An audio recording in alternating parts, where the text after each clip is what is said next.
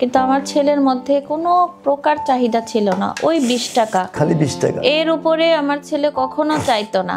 তখন আমাকে বলছিল, আম্মু আমাকে একটা টার্ফ কিনে দিবা, আমার তো টুর্নামেন্ট, তো আমার তো টার্ফ নাই, সবাই তো টার্ফ পরে খেলবে, আর কিনে দেওয়া হলো না। এখন কত টাকা, প্রতিদিন আমি ফকিরকে 100-200 টাকা দিই, আর সেই দিন আমার বাচ্চা 20টা টাকা চাইছিল, আমি দেইনি।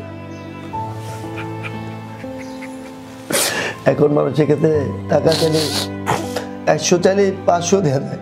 আর আমার ছেলের জন্য আমি একটা টার্ফ কিনে দিতে পারিনি। আমরা তখন জব করতাম, স্যালারি পাইনি, এই কষ্টটা মানে আজীবন বলতেন। এখন লাখ লাখ টাকা